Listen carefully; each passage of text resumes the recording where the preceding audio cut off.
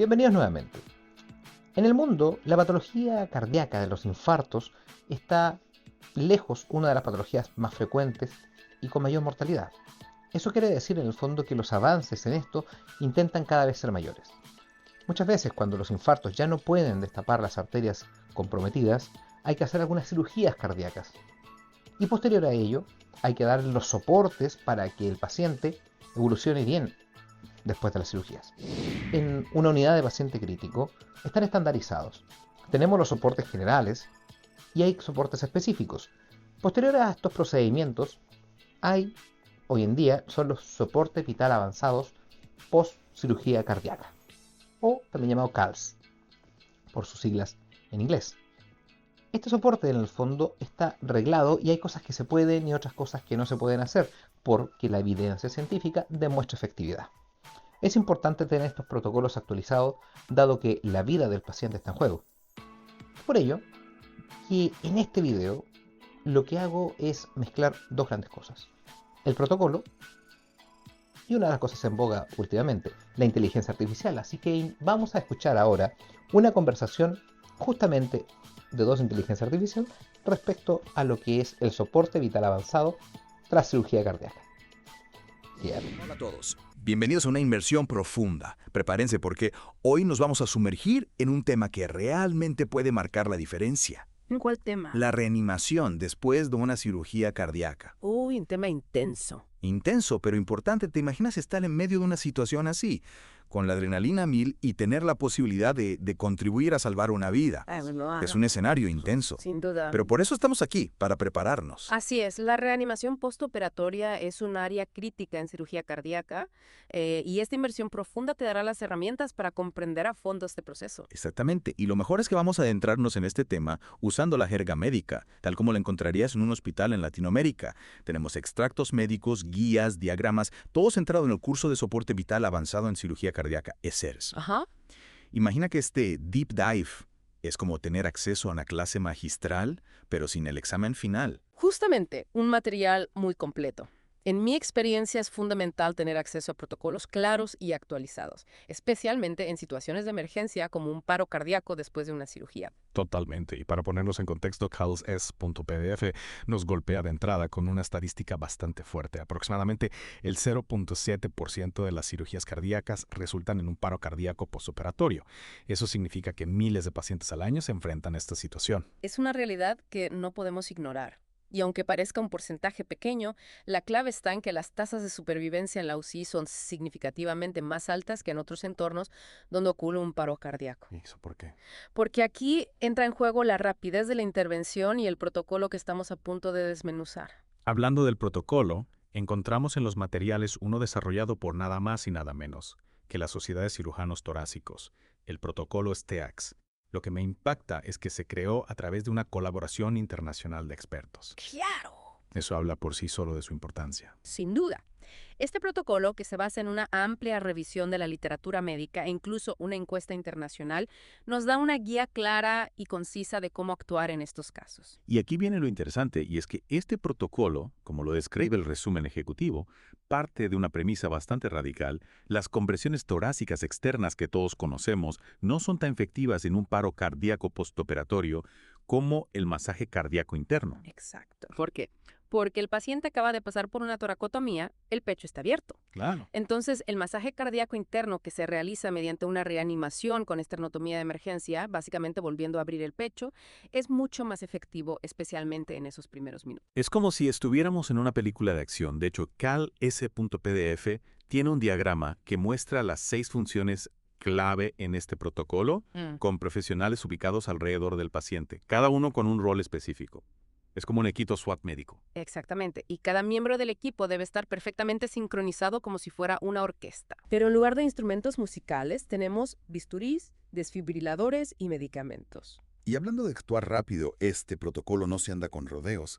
Recomienda que en casos de fibrilación ventricular, la famosa EVV, se realicen solo 3 intentos de desfibrilación antes de proceder directamente a la esternotomía. Así es. 3, ¿por qué solo 3? Porque la evidencia médica indica que la probabilidad de éxito disminuye drásticamente con cada descarga adicional.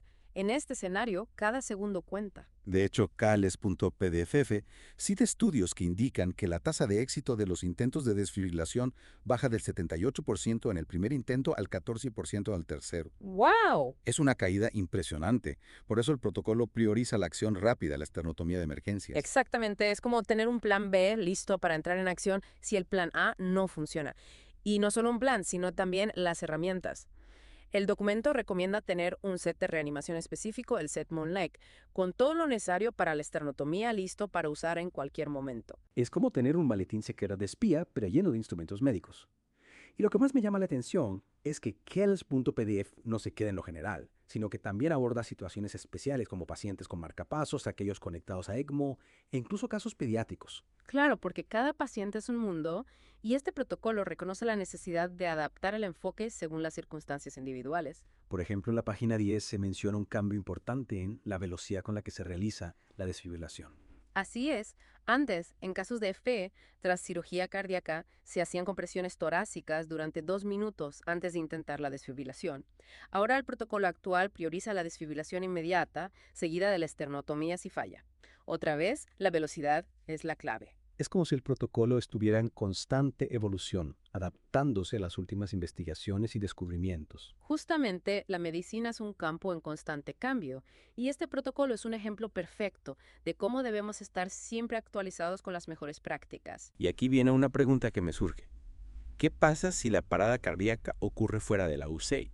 ¿Se aplica este mismo protocolo? Ciale Esti.IC plantea esa misma duda. Menciona que aplicar este protocolo fuera de la UCI en otras áreas del hospital podría no ser lo ideal, ¿Y por qué no? porque los recursos y la experiencia del personal no son los mismos en todas partes. Claro, la UCI es como la zona cero de la atención médica. Exacto, y esta es una de las razones por las que este deep dive es tan importante. Te da las herramientas para entender no solo el protocolo en sí, sino también las complejidades de su aplicación en diferentes contextos. Totalmente.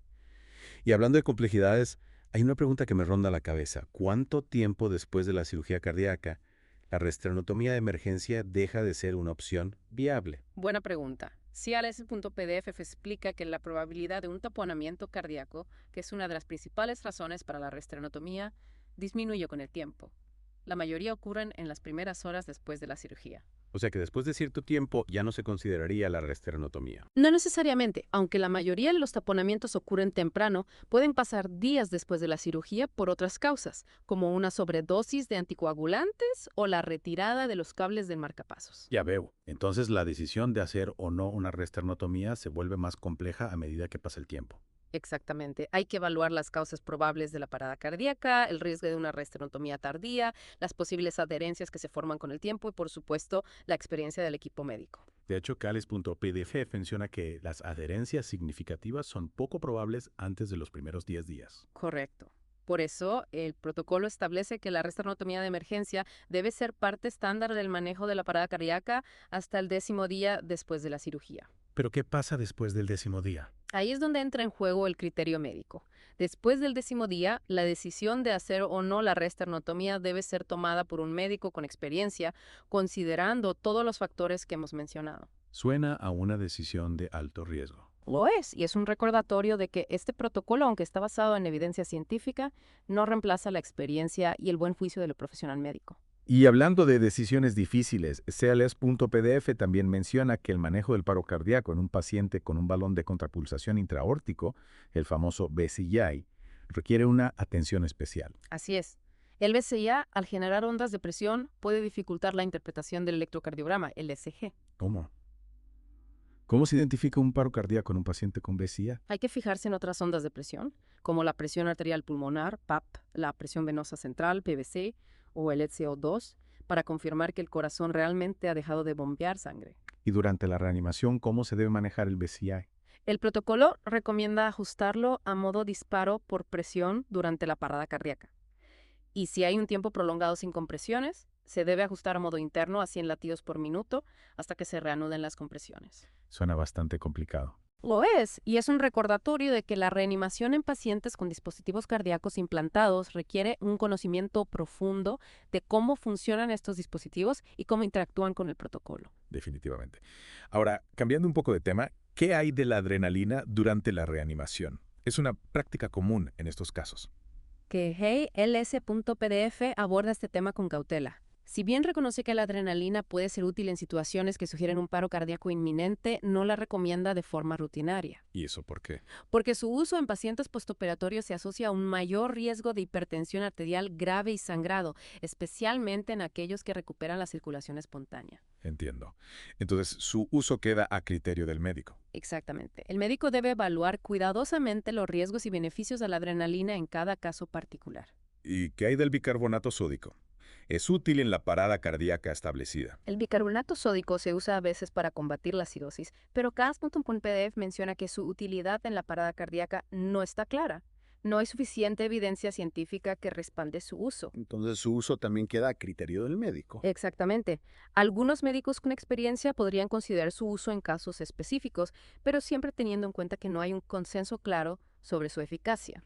Ahora, hablemos de la sedación durante la resternotomía de emergencia. Es un procedimiento bastante invasivo, ¿verdad? Sí, lo es. Y el protocolo recomienda que en caso de parada cardíaca se interrumpan todas las perfusiones, incluidas las de sedantes. Pero eso no implica que el paciente pueda sentir dolor durante la resternotomía. Es una preocupación válida, pero el documento menciona que la mayoría de las veces la parada cardíaca ocurre tan rápido después del inicio de la reanimación que el paciente probablemente no esté consciente en ese momento. Tiene sentido. Pero ¿qué pasa si el paciente muestra signos de conciencia o si las compresiones torácicas mantienen una buena presión arterial, lo que podría indicar que el cerebro está recibiendo suficiente oxígeno? En esos casos, la decisión de administrar sedación o no se vuelve más compleja. El protocolo no da una recomendación específica, por lo que el médico deberá usar su juicio clínico. Y hablando de juicio clínico, ¿qué sucede con la adrenalina intracardíaca o intraórtica? ¿Tienen algún papel en este protocolo? El protocolo no las incluye de forma rutinaria. Señala que la adrenalina, especialmente cuando se administra directamente en el corazón o la aorta, puede aumentar el riesgo de hipertensión arterial grave, especialmente si la causa de la parada cardíaca se resuelve rápidamente. Entiendo, entonces su uso también depende del criterio médico. Exactamente, el médico debe sopesar cuidadosamente los riesgos y beneficios en cada caso. Ahora hablemos de la organización del equipo durante la reanimación. KSS.pdf menciona la importancia de los 6 puestos clave. ¿Podrías explicarnos brevemente cuáles son? Claro. En primer lugar, tenemos a la persona encargada de las compresiones torácicas. Esta persona debe mantener un ritmo constante de 100 a 120 compresiones por minuto y al mismo tiempo monitorear la presión arterial para asegurarse de que las compresiones sean efectivas. Suena un trabajo agotador. Lo es, y además de las compresiones, esta persona también debe encargarse de la vía aérea y la ventilación, lo que significa asegurar que el paciente esté recibiendo suficiente oxígeno. Es como si fuera una orquesta de una sola Y persona. en cierto modo sí. Y por si fuera poco, también debe estar preparada para conectar el desfibrilador y aplicar las descargas eléctricas si es necesario. Increíble. Y el segundo puesto clave, ¿Cuál sería? el líder. Ah. Esta persona, que debe tener experiencia en el manejo de este tipo de emergencias, es la encargada de dirigir la orquesta, por así decirlo. Se asegura de que el protocolo se siga correctamente, de que cada miembro del equipo esté en su puesto y de que todo el mundo esté preparado para la resternotomía si es necesario. Es como el director de orquesta, pero en lugar de una batuta, tiene protocolo en la mano. Exactamente. ¿Y quién se encarga de los medicamentos? Esa es la función del tercer puesto clave. Esta persona debe interrumpir todas las perfusiones en curso una vez que los primeros intentos de reanimación han fallado. También administra la miodarona, un medicamento antiarrítmico, si el líder lo indica, y prepara otras medicinas o perfusiones según sea necesario. Suena a un rol fundamental. ¿Y el cuarto puesto clave cuál sería? El coordinador de la UCI. Esta persona, que suele ser un enfermero o enfermera jefe, se encarga de la logística general. Se asegura de que la UCI esté preparada para una posible reesternotomía, de que haya suficiente personal disponible y de que se solicite ayuda externa si es necesario. Es como el jefe de logística de la operación. ¿Y el quinto puesto clave cuál sería? El experto en medicamentos y bombas de perfusión. Esta persona debe conocer al dedillo todos los protocolos de medicación, incluyendo las dosis, vías de administración y contraindicaciones. Su función es asegurar que los medicamentos correctos se administren de la forma correcta y en el momento adecuado. Es como el bibliotecario de medicamentos que sabe dónde está cada cosa y para qué sirve. Exactamente. Y por último, pero no menos importante, tenemos al sexto puesto clave, el equipo de resternotomía. Estos son los que realmente entran en acción si la situación se pone fea. Exacto. Este equipo debe estar altamente capacitado para realizar la resternotomía de emergencia en los primeros 5 minutos de la parada cardíaca. 5 minutos. Eso sí que es actuar rápido. Lo es. Y es un recordatorio de que en este tipo de situaciones, la rapidez y la eficiencia del equipo pueden marcar la diferencia entre la vida y la muerte. Y hablando de eficiencia, ¿qué dice el protocolo sobre el uso del desfibrilador externo automático, el DEA? El protocolo es muy claro al respecto. En pacientes operados de cirugía cardíaca, el DEA no debe utilizarse si se dispone de un desfibrilador manual. ¿Y eso por qué? Porque en estos casos la velocidad y la precisión son fundamentales. El DEA, al ser automático, podría retrasar la decisión de realizar una desfibrilación o una resternotomía de emergencia. El desfibrilador manual, en cambio, le da al equipo médico un mayor control sobre la situación. Entiendo, es como tener un coche automático y uno manual. En una situación de emergencia, el control manual te da más opciones. Exactamente. ¿Y qué hay de los dispositivos mecánicos de compresión torácica? Se recomiendan en este protocolo. El protocolo no los recomienda en pacientes operados de cirugía cardíaca. ¿Y por qué no? Porque aunque estos dispositivos están disponibles en algunos hospitales, aún no se ha demostrado su seguridad y eficacia en este tipo de pacientes. Se necesita más investigación para determinar si su uso es realmente beneficioso. Es decir, que hasta que no haya más evidencia científica, el protocolo prefiere no arriesgarse. Exactamente.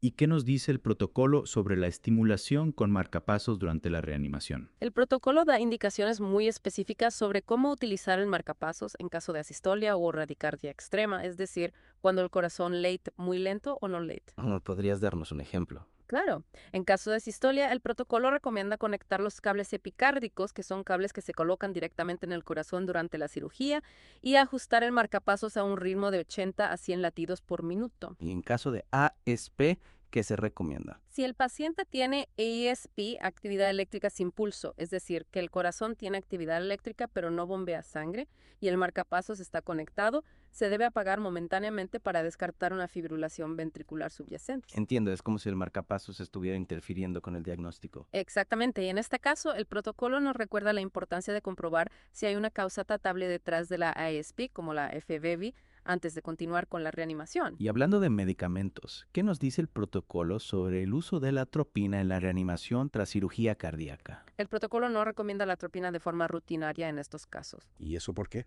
Porque no hay suficiente evidencia científica que respalde su uso. Algunos estudios han demostrado que la atropina no mejora la supervivencia en pacientes con parada cardíaca y además su administración podría retrasar la estimulación con marcapasos, que sí se considera una intervención crucial en estos casos. Entiendo. Entonces, el protocolo prioriza la estimulación con marcapasos sobre la atropina. Exactamente. Ahora, hablemos de la estrella del show, la reesternotomía de emergencia. ¿En qué casos está indicada? La resternotomía de emergencia está indicada principalmente en pacientes con ritmos cardíacos no desfibrilables, como la sistolia o la ASP, que no responden a la estimulación con marcapasos y en los que se han descartado otras causas reversibles. Es decir, cuando ya no hay otra opción. Exactamente. En estos casos, la resternotomía de emergencia es la última oportunidad para salvar la vida del paciente. ¿Y el protocolo qué dice sobre el tiempo? ¿Cuánto tiempo se tiene para realizar la reesternotomía? El protocolo recomienda realizarla en los primeros 5 minutos de la parada cardíaca. 5 minutos. Es muy poco tiempo. Lo es, y es un recordatorio de la importancia de la preparación y la coordinación del equipo. Cada segundo cuenta. ¿Y qué pasa si la presión arterial del paciente se mantiene estable mediante compresiones torácicas? Aún así, se recomienda la resternotomía. Esa es una pregunta interesante. El protocolo dice que en ese caso se puede considerar retrasar la resternotomía más allá de los 5 minutos. Sin embargo, también advierte que es poco probable que el retraso mejore el pronóstico del paciente. Es decir, que si la presión arterial se mantiene, se puede ganar algo de tiempo, pero no mucho. Exactamente. Y es importante destacar que incluso si se decide retrasar la reesternotomía, el equipo debe estar preparado para realizarla en cualquier momento. Claro, nunca se sabe cuándo la situación puede cambiar. Y hablando de cambios, ¿qué sucede una vez que se ha realizado la reesternotomía de emergencia? ¿Qué pasa con la circulación extracorpórea? Si después de la reesternotomía y el masaje cardíaco interno el corazón no vuelve a latir con la fuerza suficiente, se debe considerar la circulación extracorpórea. ¿Qué es? Básicamente, conectar al paciente a una máquina que hace el trabajo del corazón y los pulmones. Exactamente. Y que el S.PDF menciona que no hay un protocolo específico para la circulación extracorpórea en este contexto. Entonces, ¿qué se hace? El documento cita un estudio que reporta una supervivencia del 56% en pacientes con FB refractaria que fueron conectados a circulación extracorpórea en la UCI. Es decir, que la circulación extracorpórea puede ser una opción viable en estos casos, pero se necesita más investigación para establecer un protocolo específico. Es como navegar en aguas desconocidas. Se sabe que hay una posibilidad de éxito, pero no hay un mapa claro que seguir. Exacto. Y es un recordatorio de que a pesar de todos los avances médicos, todavía hay mucho que desconocemos sobre el funcionamiento del cuerpo humano y cómo responderá en situaciones extremas. Y hablando de lo desconocido, hay un tema que siempre genera debate. ¿Se deben administrar antibióticos adicionales después de una resternotomía de emergencia? Kieles Picunis SOBDF analiza en detalle este tema. Menciona que la tasa de infección después de una resternotomía de emergencia es baja, alrededor del 5%. Sin embargo, no hay estudios concluyentes que demuestren que administrar antibióticos adicionales reduzca aún más este riesgo. O sea que es una práctica habitual o no. Aunque no hay evidencia sólida que la respalde, es una práctica común en muchos hospitales. Se basa más en la experiencia clínica que en la evidencia científica. Es decir, es uno de esos casos en los que la medicina se convierte en un arte, más que en una ciencia exacta. Exactamente. Y es un recordatorio de que, a pesar de todos los protocolos y guías, el juicio clínico del médico sigue siendo fundamental. Y hablando de juicio clínico, ¿qué nos dice el protocolo sobre la hipotermia inducida después de una parada cardíaca prolongada? El protocolo menciona que la hipotermia inducida, es decir, bajar la temperatura corporal del paciente, puede ser beneficiosa en algunos casos. Sin embargo, no la recomienda de forma rutinaria. Entonces, ¿cuándo se considera? El documento recomienda la hipotermia inducida solo si se sospecha que el cerebro ha estado sin suficiente oxígeno durante un tiempo considerable. Es decir, si hay riesgo de daño cerebral. Exactamente. Y ahora hablemos de dos grupos de pacientes que requieren consideraciones especiales: los pacientes trasplantados y los pacientes pediátricos. ¿Qué nos dice el protocolo sobre su manejo? En cuanto a los pacientes trasplantados, el protocolo dice que en principio se les puede aplicar el mismo protocolo que a los demás pacientes. Sin embargo, hace una advertencia importante.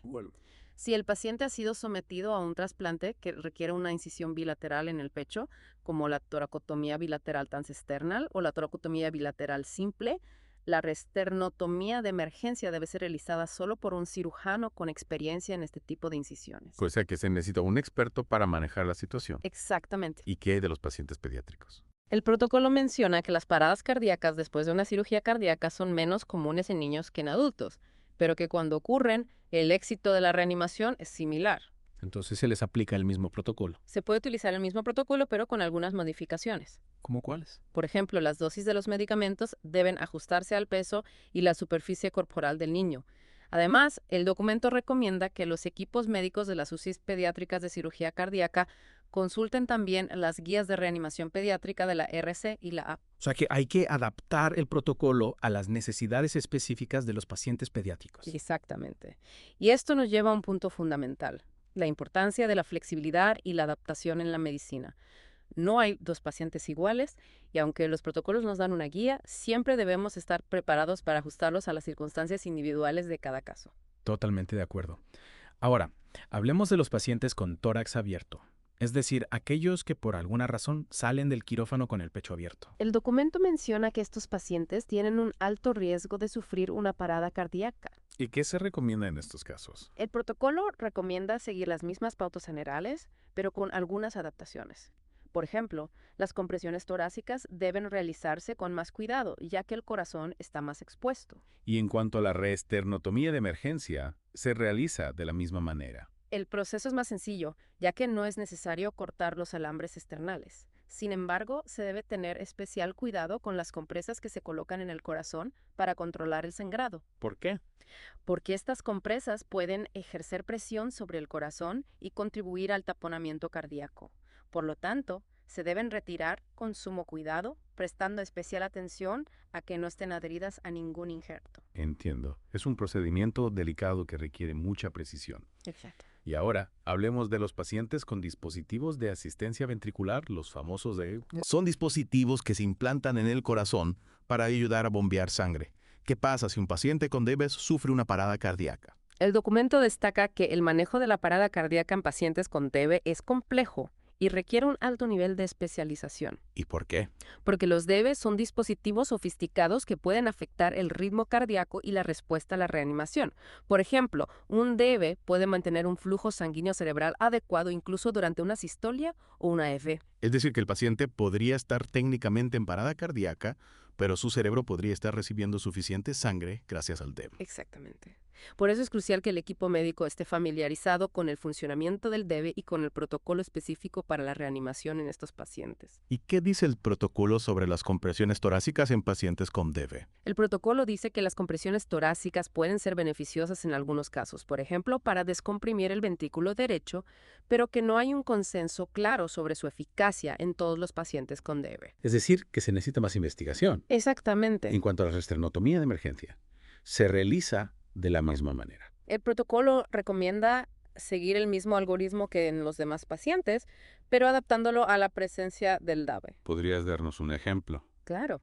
En un paciente con DABE que esté en asistolia o EBBB, pero que esté consciente y responda a estímulos, se puede tener más tiempo para resolver la arritmia sin necesidad de realizar compresiones torácicas. Entiendo, el DABE te da un margen de tiempo que no tendrías en un paciente sin DA. Exactamente. Y ya para terminar con los DABE, ¿qué sucede con aquellos pacientes que se han sometido a cirugías cardíacas sin esternotomía?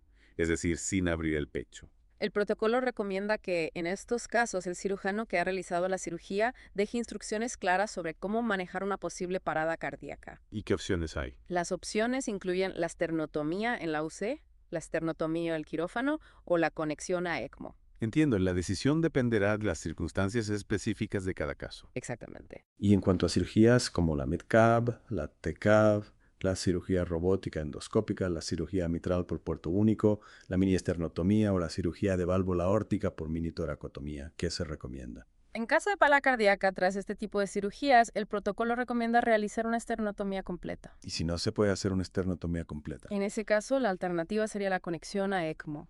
Entiendo. Y ahora, una pregunta que me surge. ¿Se considera la incisión subsifoidea, una incisión debajo del esternón, como una alternativa a la reesternotomía de emergencia? El protocolo analiza esta opción, pero no la recomienda. ¿Y eso por qué?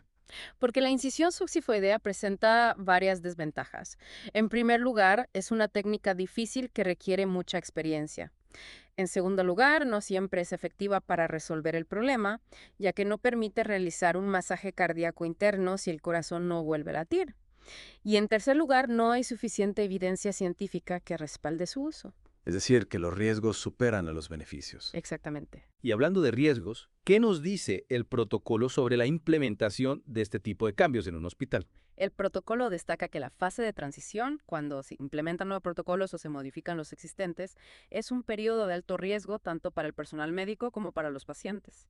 ¿Y qué se puede hacer para minimizar este riesgo? El documento recomienda que los cambios se discutan con todo el equipo médico y que se implementen de forma gradual con una fase de formación previa. Es decir, que la comunicación y la formación son claves para una implementación exitosa. Exactamente. Y en este sentido, CSS.pdf menciona que existen recursos online como www.calselies.com y www.csoisls.org que pueden ser útiles para el entrenamiento y la certificación del personal médico. Excelente. Ahora, entrando en el terreno de las preguntas frecuentes, ¿qué pasa con el catéter Swan-Ganz durante una parada cardíaca? ¿Se debe retirar siempre? El protocolo no da una respuesta definitiva a esta pregunta. ¿Y qué se recomienda entonces? El documento menciona que en algunos casos, como cuando el catéter está en el ventrículo derecho o cuando se sospecha que está causando una arritmia, podría ser conveniente retirarlo. Es decir, que la decisión se toma caso por caso. Exactamente. Y si un paciente sufre una parada cardíaca en el suelo, se puede aplicar el protocolo SEACS. El protocolo está diseñado para ser aplicado en la UC, donde se dispone de todo el equipo y personal necesario. Sin embargo, el documento reconoce que las paradas cardíacas pueden ocurrir en cualquier momento y lugar. ¿Y qué se recomienda en estos casos? El documento recomienda que, si la situación lo permite, se traslade al paciente a una cama antes de iniciar la reanimación avanzada. Esto se debe a que realizar una reesternotomía de emergencia en el suelo puede ser difícil y peligroso, y a que la circulación extracorpórea que podría ser necesaria es prácticamente imposible de realizar en esa posición. Tiene sentido. Y Si no hay tiempo para trasladar al paciente a una cama. ¿Qué se hace? En ese caso, el equipo médico deberá evaluar la situación y tomar la mejor decisión posible con la información y los recursos que tenga disponibles. Y en cuanto al lugar del hospital donde se debe aplicar el protocolo, ¿hay alguna recomendación específica? El protocolo está diseñado para ser aplicado en la UCI de cirugía cardíaca. Sin embargo, el documento menciona que cada hospital debe evaluar sus propias necesidades y determinar en qué otras áreas, como las unidades de cuidados intermedios o las áreas de hospitalización para pacientes de cirugía cardíaca, podría ser apropiado aplicar el protocolo. O sea que la decisión se toma a nivel local. Exactamente. Y si un paciente sufre una parada cardíaca en una habitación de hospitalización, se debe realizar la resternotomía de emergencia en la habitación o se debe trasladar al paciente al quirófano. El protocolo no da una respuesta definitiva a esta pregunta. Menciona que algunos hospitales tienen protocolos para realizar la resternotomía de emergencia en la habitación, mientras que otros prefieren trasladar al paciente al quirófano. ¿Qué se recomienda entonces? ¿Hacerlo en la habitación o llevar al paciente al quirófano? El protocolo no se inclina por ninguna de las dos opciones. Lo importante es que cada hospital analice su propia logística, por ejemplo, cuánto se tarda en trasladar al paciente al quirófano y establezca un protocolo claro basado en simulacros y cronometraje de las diferentes opciones. O sea que lo que funciona en un hospital puede no funcionar en otro. Exacto, lo importante es tener un plan y que todo el equipo lo conozca y lo practique. Y hablando de planes, ¿quién puede realizar una resternotomía de emergencia? Tiene que ser un cirujano. El protocolo no especifica qué tipo de profesional debe realizar la resternotomía.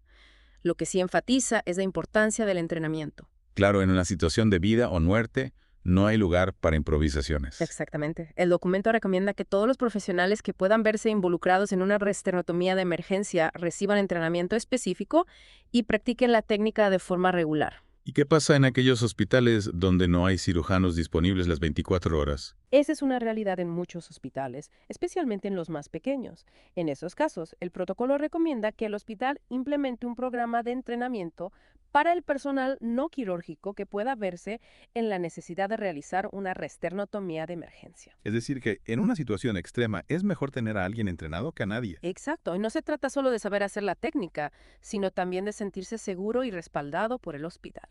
Y hablando de respaldo, ¿qué nos dice el protocolo sobre el material necesario para una resternotomía? El documento recomienda tener siempre a mano, en la UCI, un set básico de resternotomía que contenga solo lo indispensable: un bisturí, un cortalambres, un portaagujas, un separador external y un aspirador. También puede ser útil tener unas tijeras quirúrgicas y un paño quirúrgico estéril. Es como la versión médica de una navaja suiza, pequeña, pero con todo lo necesario. Exactamente. Y además de ser básico, el protocolo también recomienda tener a mano un set completo de cirugía cardíaca por si acaso. Es como tener un plan B por si el plan A no es suficiente. Exactamente, y ambos sets deben estar claramente identificados y se deben revisar periódicamente para asegurarse de que todo esté en orden. Claro, en una emergencia, lo último que quieres es perder tiempo buscando el instrumento adecuado. Justamente. Y hablando de instrumentos, el protocolo también menciona los diferentes tipos de cierre external que se utilizan después de una cirugía cardíaca. ¿Y por qué es importante hablar del cierre external en un protocolo de reanimación? Porque en caso de una resternotomía de emergencia, el equipo médico tendrá que abrir el pecho a través del cierre external que se haya utilizado en la cirugía original, y no todos los cierres se abren de la misma manera. Claro, hay que saber qué se va a encontrar para no perder tiempo. Exacto. El protocolo describe los diferentes tipos de cierre external: alambres de acero inoxidable, zip fix, bandas externales, flexigrips de Nitilium, y cómo retirarlos de forma rápida y segura durante una resternotomía de emergencia. Es como si fuera un curso de cerrajería médica. En cierto modo, sí. Y como en la cerrajería, la experiencia y el entrenamiento son fundamentales para tener éxito. Y hablando de experiencia en entrenamiento, ¿qué pasa si no hay suficientes profesionales disponibles para cubrir todos los puestos clave del protocolo? El protocolo idealmente requiere 8 personas, 6 para los puestos clave y 2 para el equipo de resternotomía. Sin embargo, el documento reconoce que, en la práctica, esto no siempre es posible, especialmente en hospitales pequeños o durante la noche. ¿Y qué se puede hacer en esos casos? El protocolo sugiere que algunos miembros del equipo asuman más de un rol, siempre y cuando estén capacitados para hacerlo y no se comprometa la seguridad del paciente. Es decir, que hay que ser flexible y adaptarse a las circunstancias. Exactamente. Y hablando de adaptarse a las circunstancias, ¿qué pasa si un paciente con ISSP tiene un marcapasos permanente? ¿Cómo se puede comprobar si hay una fibrilación ventricular subyacente, si el marcapasos está interfiriendo con el electrocardiograma? Esa es una pregunta muy específica, pero muy relevante. El protocolo recomienda en estos casos buscar las espículas del marcapasos en el monitor. Las espículas, esas son las señales eléctricas que indican que el marcapasos está funcionando. Exacto, las espículas del marcapasos tienen una forma y una frecuencia muy características, lo que permite diferenciarlas de las ondas de la fibración ventricular. Que es decir, que se puede diagnosticar una FE incluso con el marcapasos activo. Exactamente. Y en cuanto a los pacientes con desfibriladores internos, los DAI, el protocolo recomienda simplemente continuar con el protocolo de reanimación como de costumbre, sin dejarse distraer por el dispositivo. Es decir, que el DAI no debería interferir con el protocolo. Exactamente. Y ahora, una pregunta que puede surgir en la práctica. ¿Qué pasa si un médico, basándose en su experiencia y en el deterioro progresivo del paciente, considera que la reesternotomía es necesaria, incluso si el protocolo no la indica de forma explícita? En esos casos, el protocolo es muy claro. Hay que seguir el protocolo. Incluso si el médico está seguro de que la reesternotomía es la mejor opción. El protocolo está diseñado para estandarizar el manejo de la parada cardíaca y evitar la variabilidad en la toma de decisiones, que puede ser perjudicial para el paciente. Por eso se recomienda seguir el protocolo en todo momento, a menos que haya una razón médica de peso para desviarse de él. Es decir, que el protocolo está por encima de la opinión individual, por muy experimentado que sea el médico. Exactamente. El protocolo se basa en la mejor evidencia científica disponible y su objetivo es garantizar que todos los pacientes reciban la misma calidad de atención, independientemente del médico que los atienda. Y hablando de calidad de atención, ¿qué nos dice el protocolo sobre la desactivación del marcapasos permanente durante la reanimación? El protocolo no recomienda desactivar el marcapasos permanente de forma rutinaria. Sin embargo, advierte que un marcapasos mal programado puede ser peligroso y provocar arritmias graves, como la fibrilación ventricular. ¿Y qué se puede hacer para evitarlo? El protocolo incluye un protocolo detallado para la programación del marcapasos, que debe ser seguido al pie de la letra por un profesional capacitado. Es decir, que la programación del marcapasos es un asunto delicado que no se puede dejar en manos inexpertas. Exactamente. Y ya para terminar con la reesternotomía, ¿qué nos dice el protocolo sobre los drenajes torácicos? ¿Se deben retirar o intentar desobstruir durante una parada cardíaca? El protocolo no da una recomendación clara al respecto. Menciona que algunos hospitales tienen protocolos para la desobstrucción de drenajes durante la reanimación, pero que no hay suficiente evidencia científica que respalde esta práctica. Entonces, ¿qué se recomienda hacer? El protocolo recomienda que cada hospital evalúe sus propios protocolos y tome una decisión basada en la experiencia clínica y en la disponibilidad de nuevos dispositivos que puedan mejorar el manejo de los drenajes torácicos durante la reanimación. Es decir, que es un área donde todavía hay mucho que investigar. Exactamente. Y ahora, volviendo al tema de la sedación, ¿recuerdas que antes mencionamos que el protocolo generalmente recomienda interrumpir las perfusiones, incluyendo las de sedantes, durante la parada cardíaca? Sí, lo recuerdo. Bueno, pues hay una pregunta frecuente al respecto. ¿Qué pasa si las compresiones torácicas mantienen una buena presión arterial, lo que sugiere que el cerebro está recibiendo suficiente oxígeno? En ese caso, se debe administrar sedación para la reesternotomía, aunque el protocolo no lo indique de forma explícita. Es una pregunta complicada. ¿Qué dice el protocolo al respecto? El protocolo no da una respuesta contundente. Reconoce que es una situación compleja que requiere un juicio clínico adecuado. Por un lado, la sedación puede ser necesaria para evitar que el paciente sufra durante la reesternotomía. Pero por otro lado, la sedación puede enmascarar signos vitales importantes y dificultar la evaluación del paciente. Entonces, ¿qué debe hacer el médico en esa situación? El médico debe sopesar cuidadosamente los riesgos y beneficios de la sedación en cada caso particular, teniendo en cuenta el estado del paciente, la experiencia del equipo médico y la disponibilidad de recursos. O sea que no hay una respuesta fácil. Exactamente. Y hablando de preguntas difíciles, ¿qué hay de la adrenalina intracardíaca o intraórtica? ¿Tiene algún papel en este protocolo? El protocolo no las incluye de forma rutinaria, pero reconoce que pueden ser útiles en casos seleccionados. Por ejemplo, en pacientes que no responden a la reanimación convencional o que presentan un paro cardíaco muy resistente. ¿Y cuáles son los riesgos de la adrenalina intracardíaca o intraórtica? El principal riesgo es la hipertensión arterial grave, que puede ser especialmente peligrosa en pacientes que acaban de ser sometidos a una cirugía cardíaca. Entonces su uso también depende del juicio clínico. Exactamente. El médico debe evaluar cuidadosamente los riesgos y beneficios en cada caso. Y ya para terminar con los medicamentos, ¿qué hay del bicarbonato de sodio? Es útil en la parada cardíaca establecida. El protocolo no lo recomienda de forma rutinaria. Menciona que no hay suficiente evidencia científica que respalde su uso y que su administración puede tener efectos secundarios. Entonces, su uso también queda a criterio del médico. Exactamente. Y ahora, una pregunta más práctica. Se deben designar los 6 puestos clave al inicio de cada turno en la UCI.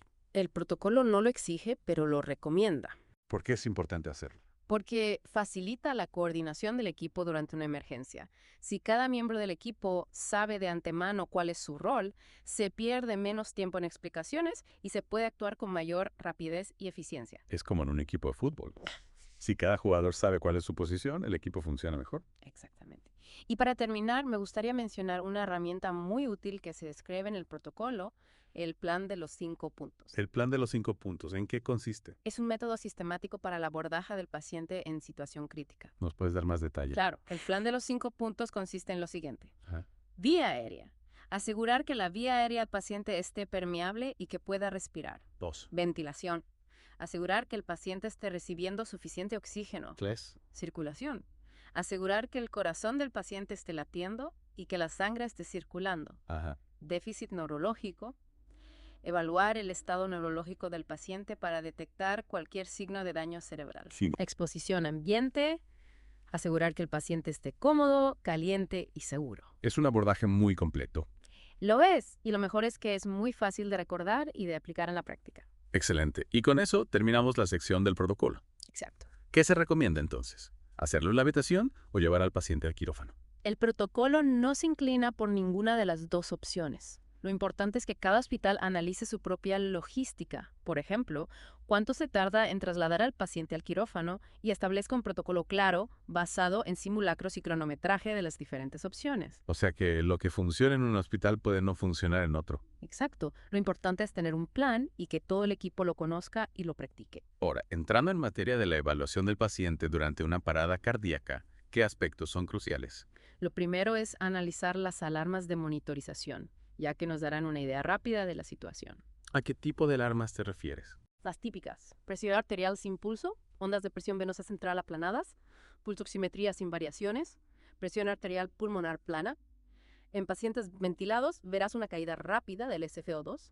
El electrocardiograma mostrará fibrilación ventricular, asistolia, o en casos de actividad eléctrica sin pulso, complejos QRS sin onda de pulso. Un montón de información. ¿Y qué pasa si la monitorización no es clara? En esos casos, la palpación del pulso central puede ayudar a confirmar la parada cardíaca. Sin embargo, si varias señales apuntan a una parada, se puede prescindir de la palpación y actuar de inmediato. Entiendo, el tiempo es oro. Exactamente. No pierdas tiempo comprobando si la monitorización funciona bien. Si hay indicios de parada, activa el protocolo y pide ayuda a gritos. Sin rodeos. Así es. Y recuerda que en algunos casos puedes ver actividad eléctrica en el ECG, pero sin pulso palpable. Si la presión arterial está ausente y otras señales lo confirman, actúa como si fuera una parada cardíaca. Entonces, la ausencia de pulso palpable es la señal definitiva. Exactamente. Y ahora, hablemos de las compresiones torácicas. ¿Cuándo se deben iniciar? Si el ritmo es fibrilación ventricular o taquicardia ventricular sin pulso, puedes retrasar las compresiones hasta después de 3 intentos de desfibrilación, siempre y cuando tengas el desfibrilador a mano.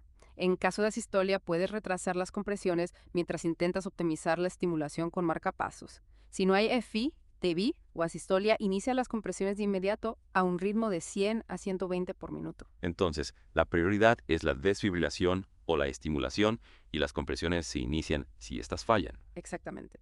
Y recuerda que el objetivo de las compresiones es alcanzar una presión arterial sistólica superior a 60 mmHg. Ajusta la fuerza y frecuencia de las compresiones para lograrlo. Y si no se logra alcanzar esa presión. Si no logras alcanzar una presión arterial adecuada con las compresiones, es probable que haya un sangrado grave o un taponamiento cardíaco. Informa al equipo de inmediato. Entonces, la presión arterial es un indicador clave de la efectividad de las compresiones. Exacto. Hablemos ahora de la vía aérea. ¿Qué recomendaciones da el protocolo? Aumenta la fracción inspirada de oxígeno al 100% de inmediato. Si el paciente está ventilado, desconéctalo del respirador y usa un balón autoinflable. Observa el movimiento del pecho y escucha la entrada de aire en ambos lados. ¿Y si se sospecha de un neumotórax? Inserta un catéter grueso en el segundo espacio intercostal, en la línea medioclavicular. Considera un drenaje torácico o la apertura de la pleura si se realiza una resterotomía. Entiendo. Es crucial asegurar una ventilación adecuada. Así es. Y una vez que la vía aérea y la ventilación estén aseguradas, puedes conectar al paciente al respirador con PEP a 0 centímetros de H2O. Y en cuanto a los medicamentos, se recomienda la adrenalina de forma rutinaria. El protocolo no la recomienda de forma rutinaria. La evidencia científica no ha demostrado que la adrenalina o la vasopresina mejoren la supervivencia a la parada cardíaca tras cirugía cardíaca. Entonces, su uso queda a criterio del médico. Exacto. El médico debe sopesar los riesgos y beneficios de la adrenalina en cada caso. ¿Y qué pasa con las perfusiones durante la parada cardíaca? Recomendamos interrumpir todas las perfusiones una vez que se inician las compresiones torácicas, a menos que haya preocupación por el nivel de conciencia del paciente. Un médico experto debe revisar cada perfusión antes de reanudarla. Entonces, las perfusiones se pausan durante la reanimación, a menos que haya un riesgo de que el paciente se despierte. Exactamente. Bueno, esta ha sido una inmersión profunda, fascinante en el tema de la reanimación tras cirugía cardíaca. Espero que te haya sido útil para comprender mejor este complejo proceso y para estar mejor preparado en caso de enfrentarte a una situación de emergencia. Sin duda. Es un tema crucial para todos los profesionales de la salud que atienden a estos pacientes. Y recuerda, la clave del éxito en la reanimación tras cirugía cardíaca radica en la preparación, la comunicación efectiva y la acción rápida. Y no olvides que esta Deep Dive es solo el comienzo. Te animamos a seguir investigando y aprendiendo sobre este tema tan importante. Muchas gracias por acompañarnos.